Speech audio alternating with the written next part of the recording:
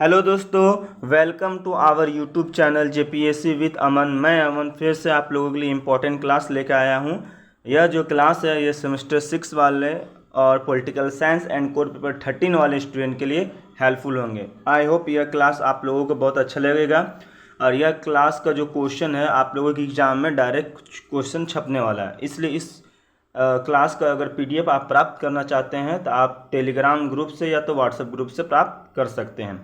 चलो टाइम को नहीं वेस्ट करते हुए आज के इम्पोर्टेंट क्वेश्चन को देखते हैं। आज के इम्पोर्टेंट क्वेश्चन है व्यवहारवाद की आलोचनात्मक समीक्षा कर। व्यवहारवाद कहने का मतलब बिहेवियर, एक इंसान की बिहेवियर जो पॉलिटिकल साइंस की थ्योरी में उतारा गया है, इसको मैं बताने जा रहा हूँ। इसको आपको एग्जाम में आएगा, इसको आपको लिखना है। ठीक है, चलो टाइम नहीं वेस्ट करते हुए सबसे पहले आप क्या करोगे, एग्जाम में जाओगे तो इंट्रोडक्शन से आंसर लिखने की कोशिश करोगे ताकि एग्जामिनर थोड़ा सा इम्प्रेस हुए। ठीक है, उसको लगे कि आप थोड़ा पढ़ के आए हैं। ठीक है, चलो सबसे पहले इस क्वेश्चन के इंट्रोडक्शन दे देता हूँ। देखो, व्यवहारवाद को अंग्रेजी में बिहेवियरलिज्म कहते हैं। ठीक है, और इसका जो जनक किसको माना जाता है तो जी वॉन वाटसन को माना जाता है। थोड़ा सा परिचय मिला तो थोड़ा सा ही लिख डालो, तो इसी प्रकार से हम परिचय दे सकते हैं। लेकिन एक्चुअल में व्यवहारवाद होता क्या है, मोस्ट इंपॉर्टेंट पॉइंट क्या होता है कि एक्चुअल में व्यवहारवाद होता क्या है। तो देखो, साधारण शब्दों में हम लोग इसको डिफाइन करने की कोशिश किए हैं ताकि आपको समझ में आ जाए।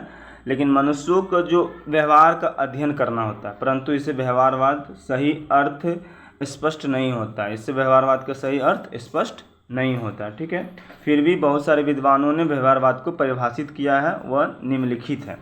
ठीक है, पहला विद्वान देखेंगे डेविड ईस्टन। ठीक है, डेविड ईस्टन के अनुसार वो व्यवहारवाद को क्या कहते हैं। देखो, इनके अनुसार व्यवहारवाद वास्तविक व्यक्ति पर अपना समस्त ध्यान केंद्रित करना होता है। मतलब समस्त ध्यान जो केंद्रित करेगा उसी को डेविड ईस्टन के अनुसार व्यवहारवाद कहेंगे। ठीक है, नेक्स्ट विद्वान को भी देख लेते हैं, लगे हाथ। ठीक है, चलो टाइम को नहीं वेस्ट करते हुए देखो, रॉबर्ट ए डेहल। तो नाम भी अजीब है, क्या करोगे, पॉलिटिकल साइंस के स्टूडेंट तो विद्वान का नाम तो याद रखना ही पड़ेगा। देखो, ये क्या बोलते हैं व्यवहारवाद के बारे में। देखो कि व्यवहारवादी क्रांति परंपरागत राजनीतिक विज्ञान की उपलब्धियों के प्रति असंतोष का परिणाम है। क्या है, असंतोष का परिणाम है, जिसका उद्देश्य राजनीतिक विज्ञान को अधिक वैज्ञानिक बनाना होता है, अधिक से अधिक। ठीक है, आगे देखो, जोसेफ डनर के अनुसार, जोसेफ डनर क्या कहता है। तो देखो, व्यवहारवाद सामाजिक घटना का पूर्वामुखीकरण है जो मुख्य रूप से अनुभववाद, तार्की प्रत्यक्षवाद और अनुशासनिक स्वार्थी से संबंधित रहता है। तो देखो, ये तीन विद्वान थे जो आप व्यवहारवाद को क्या किए थे, परिभाषित। बहुत सारे विद्वान थे लेकिन हम तीन को ही उठाए हैं जो कैजुअल था, जो याद हो सकता था हल्का फुल्का, है ना। तो इसी प्रकार से हम इसके परिभाषा को वर्णन कर सकते हैं। देखो, एक्चुअल में हम लोग अब बात करेंगे व्यवहारवाद का सिद्धांत। व्यवहारवाद के सिद्धांत में क्या कहा गया है, देखो एक्चुअल में इसको ध्यान से सुनोगे। ठीक है, बिकॉज क्योंकि ये यहाँ से आप लोगों को सुनने वाली बात आती है। ठीक है, उधर तो कॉमन सा वर्ड था, याद हो गया होगा।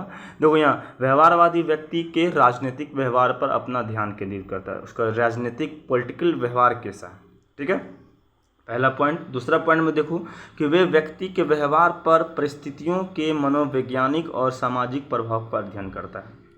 ठीक है, तीसरा पॉइंट देखो कि उनकी मान्यता कि मनुष्य के व्यवहार के कुछ निश्चित नियम होते हैं और उन्हें निश्चित रूप में अंकित किया जा सकता है। जो उसका नियम होगा उसी का बात करेगा।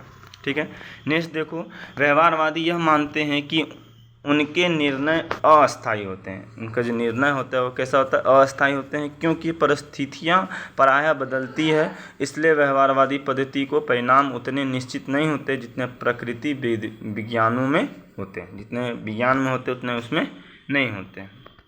आगे देखो कि व्यवहारवाद के परिणाम प्रायः संभावनाओं पर आधारित होता है, संभावना करेगा। ठीक है, नेक्स्ट देखिए कि व्यवहारवादी व्यक्ति तथा समूह के वास्तविक व्यवहार में एक रूपता ढूंढने का प्रयास करते, एक रूप। ठीक है, आगे देखें, ये अपने अध्ययन के लिए अनेक विषयों पर सहायता लेते हैं। अनेक विषय, एक दो विषय पर नहीं, बहुत सारे। ठीक है, व्यवहारवादी अपने अध्ययन में वैज्ञानिक पद्धति की सभी विशेषताओं का प्रयोग करते हैं। जितने भी वैज्ञानिक तरीका का विशेषताएं सभी का प्रयोग करेगा।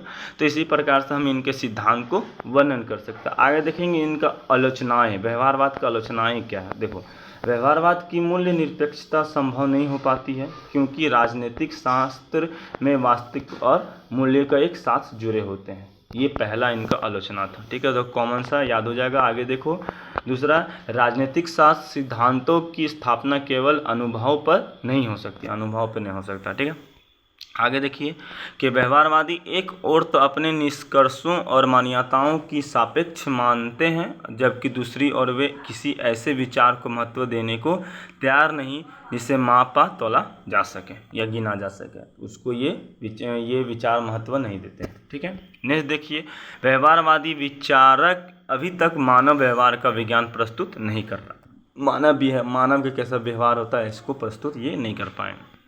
आगे देखिए, मानव व्यवहार के संबंध में व्यवहारवादियों ने जो भी फायदे मानव विज्ञान कानूनों का निर्माण व परिणामीकरण किए हैं वे पूर्णतः नहीं हो पाए। जितने भी दिखाएं वो अभी तक हो नहीं पाया, इसलिए इस लोग का आलोचना हो रहा है। भाई, व्यवहारवादी अपने आप को जीवन की वास्तविक समस्याओं से अलग रखना चाहते हैं। ठीक है, नेक्स्ट देखिए, व्यवहारवादियों ने प्रकृति की विज्ञान की शब्दावली का प्रयोग कर हस्ताक्षर पैदा करते हैं, मतलब विज्ञान का शब्दावली का प्रयोग करके। ठीक है, नेक्स्ट देखिए, व्यवहारवादी अपने आप को मूल्य निरपेक्ष भी कहते हैं, जबकि वे उदार लोकतंत्र में विश्वास रखते हैं। किसमें? उदार लोकतंत्र में। आगे देखेंगे कि व्यवहारवाद परिणाम की अपेक्षा प्रक्रिया पर अधिक बल देते हैं, परिणाम की अपेक्षा प्रक्रिया पर अधिक बल देते हैं। ठीक है, आगे देखेंगे, व्यवहारवाद का आधार अध्ययनकर्ता का स्वविवेक है, अतः अध्ययन सीमित हो जाता है। अध्ययन करना क्या होता है? सीमित हो जाता है। इसी प्रकार से इसके आलोचनाओं को हम लोग वर्णन कर सकते हैं। बात रहा निष्कर्ष को, ये आप लोग स्वयं करें और इसका लिख के हमें कमेंट में पिन करो। अगर गलत हुआ तो मैं सुधारूंगा। ठीक है, फिर मिलते हैं नेक्स्ट वीडियो में, तब तक के लिए bye bye, take care, all the best.